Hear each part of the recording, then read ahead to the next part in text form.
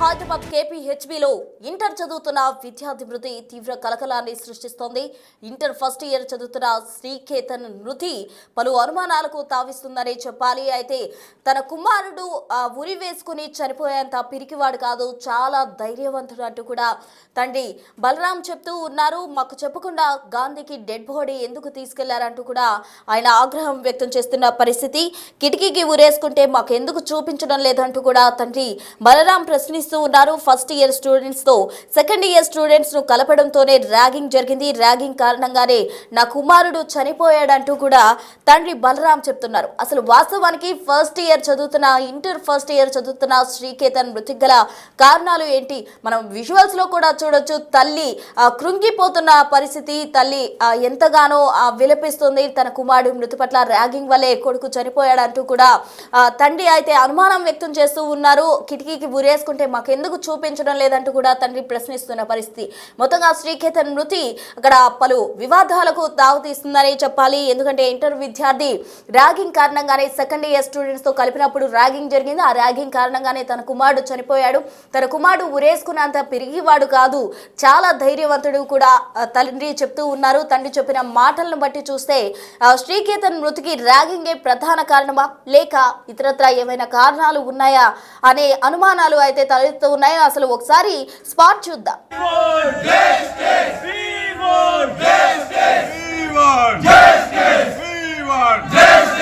చాతగాని police శాఖ సిగ్గు సిగ్గు సిగ్గు సిగ్గు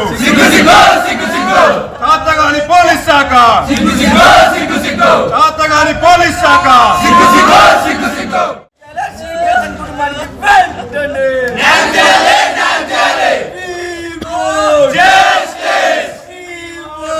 వచ్చారు. ఇప్పుడు దాకా ఎవరినో వీళ్ళందరూ ప్రొడక్షన్ వాళ్ళకి మాకేం లేదు. ఒకటే వాళ్ళందరూ కూర్చొని సామరస్యంగా అడుగుతాం, దాన్ని బట్టి వాళ్ళు రాయాలి.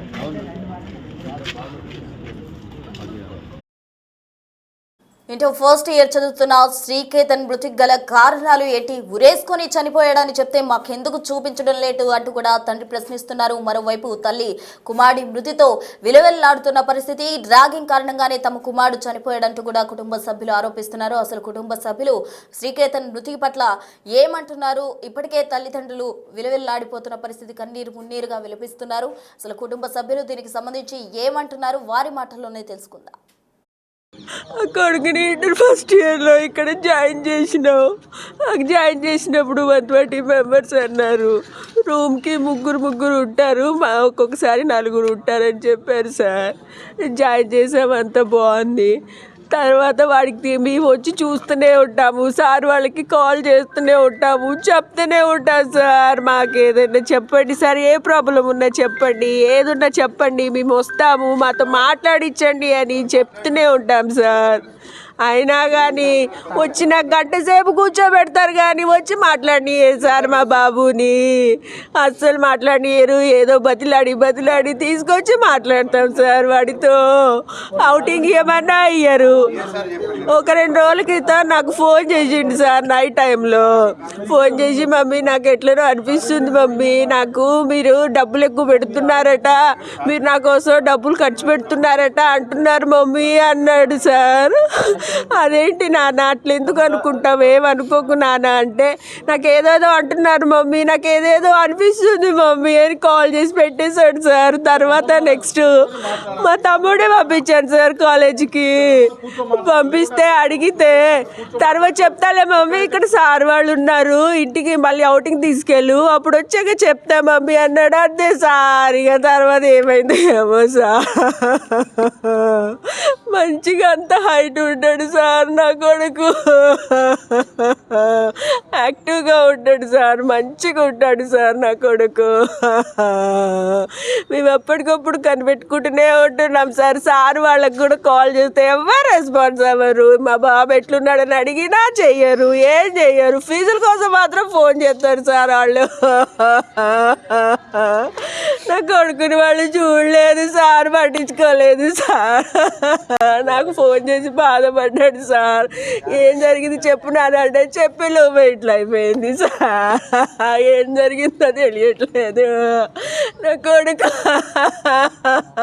ఈ కాలేజీలో హైదరాబాద్ విజ్ఞాన కాలేజీలో మా తమ్ముడు కొడుకుని ఫస్ట్ ఇయర్లో జాయిన్ చేసినామండి. ఫస్ట్ ఇయర్ జాయిన్ అయిన పిల్లగాడు మంచి చురుకు ఉండే, 10th క్లాస్ కూడా మంచి మార్కులు వచ్చినాయి. మంచి మార్కులు వచ్చిన తర్వాత ఇక్కడ ఎంపీసీగా జాయిన్ చేసినాం. పిల్లగాడు చురుగ్గా ఉండేది, మంచిగా చదువుకున్నాడు. ఫస్ట్ ఇయర్ వాళ్ళే ఉన్నారు, సీనియర్స్ లేరు, మీరు జాయిన్ చేయండి చెప్తే జాయిన్ చేసినాం సార్.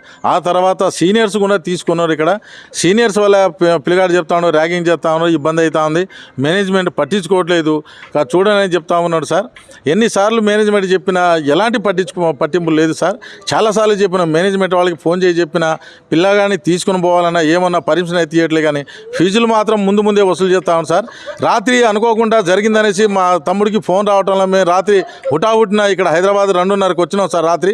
రాత్రి నుండి వచ్చినా కానీ పోలీస్ డిపార్ట్మెంట్లో మనం ఇక్కడనే ఆపుతాంలే, కానీ మేనేజ్మెంట్ వాళ్ళు ఇప్పుడు వరకు ఒక్కళ్ళు కూడా వచ్చిన దాఖలాలు లేవు సార్.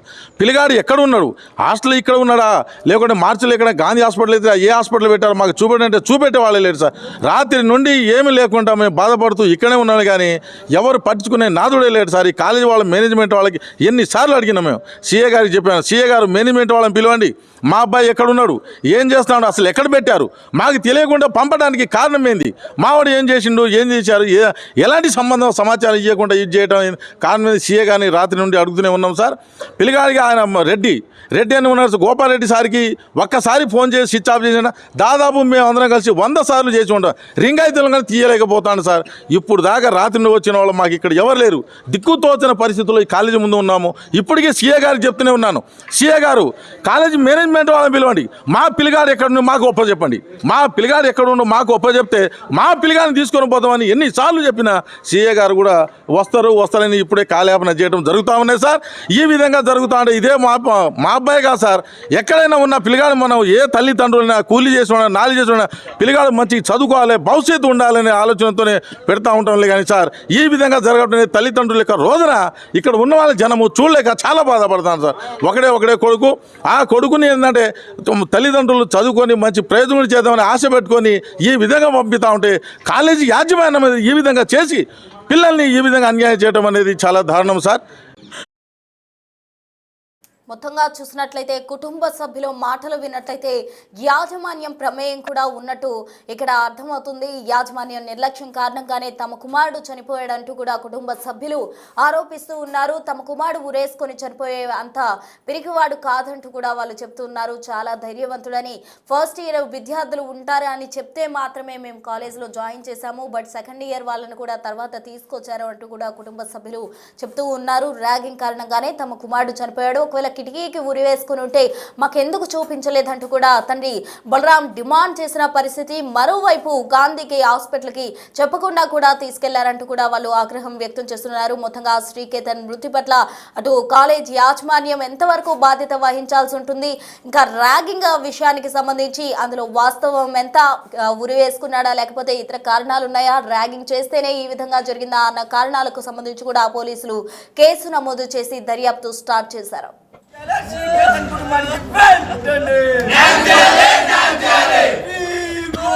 Yeah!